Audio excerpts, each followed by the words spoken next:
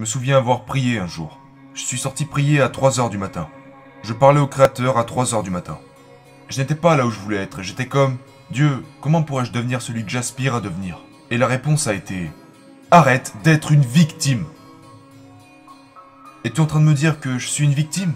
Eh bien, ce n'est pas de ma faute. Ma mère est tombée enceinte de moi quand elle avait 17 ans. Ce n'est pas de ma faute. Mon père n'était pas là. Ce n'est pas de ma faute s'ils n'ont pas pu s'entendre. Il a dit tu as grandi depuis.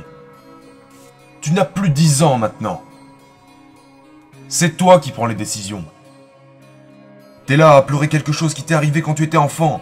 Tu n'es plus un enfant. Tu es un adulte. Tiens-toi responsable des choses stupides que tu fais.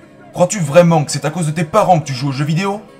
Non, alors de quoi est-ce que tu te plains? Ok, ton père n'était pas là, mais ta mère a fini par se marier. De quoi est-ce que tu te plains? Il est allé travailler chaque jour. Il ne t'a jamais battu. Il ne t'a jamais abusé. Ta mère a fait tout ce qu'elle a pu. Alors de quoi est-ce que tu pleures? Tu as grandi dans une maison. De quoi est-ce que tu pleures?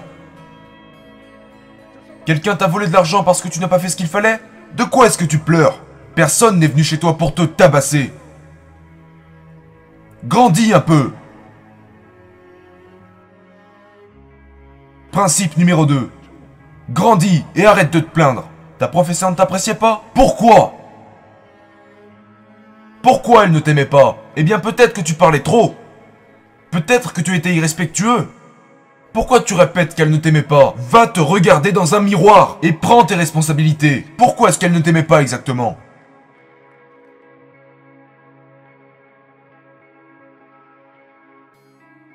Donc j'ai commencé à travailler dur. Et j'ai réalisé que j'étais un Afro-Américain et de ce fait, je devais obtenir un diplôme, un doctorat, afin de pouvoir faire ce que je voulais faire. Et devinez quoi? J'ai dû me lever même si c'était dur.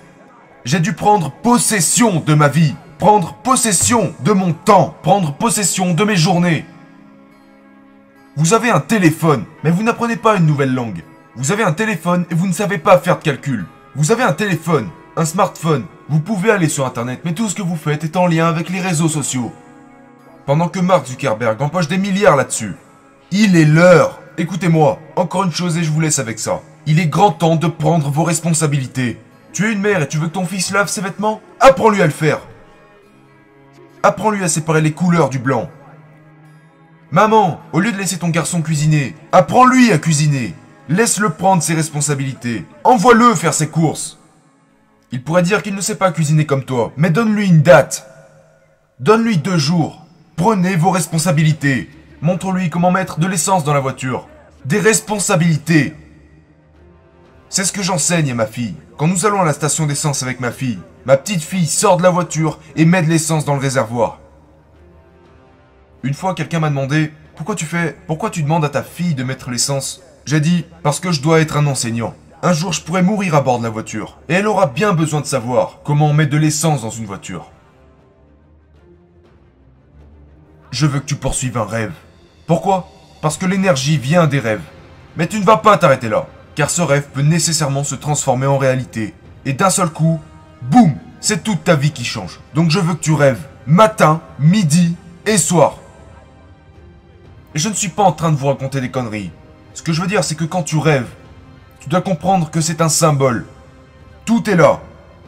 Quand tu te réveilles, tu suis un style de vie. Et tu dois juste assembler les pièces du puzzle. Alors fais ce qu'il faut pour que ça arrive. En tant qu'étudiant, vous êtes dans la dernière phase du rêve. C'est tout ce que j'essaie de vous dire. Je veux que vous rêviez. Vous êtes des étudiants en première année? Rêvez. Vous êtes en deuxième année? Rêvez. Si vous avez 17, 18 ans, vous pouvez encore un peu. Mais si vous avez plus de 19 ans, vous ne devez plus rêver maintenant.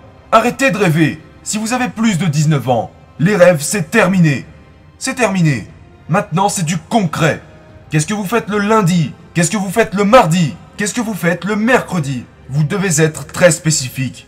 Il est grand temps d'assembler chaque pièce de votre puzzle. J'ai rassemblé mes pièces.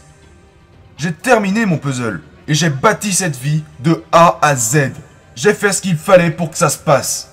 Mon père n'était pas présent pour moi. Ma mère travaillait comme 4.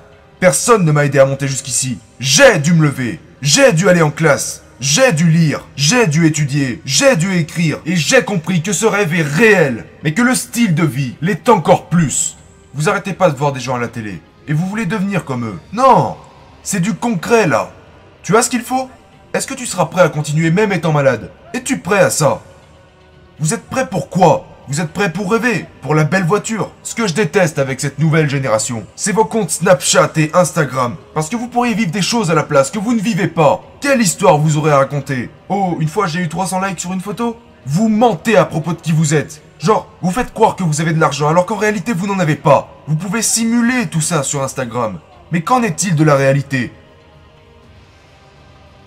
Laissez-moi vous suivre chez vous. Laisse-moi voir à quoi ressemble ta maison. Laisse-moi voir ce que tu conduis. Laisse-moi voir ce que tu as vraiment. Vous êtes tous faux. Vous voulez un certain style de vie, mais vous ne voulez pas faire de sacrifices. Vous devez le gagner.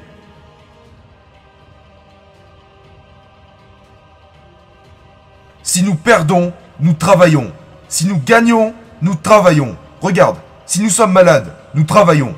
Si tout va bien, nous travaillons. Si nous sommes riches, nous travaillons. Si nous sommes pauvres, nous travaillons. Peu importe ta situation, tu dois travailler. Et je te le dis, tu en sortiras plus fort.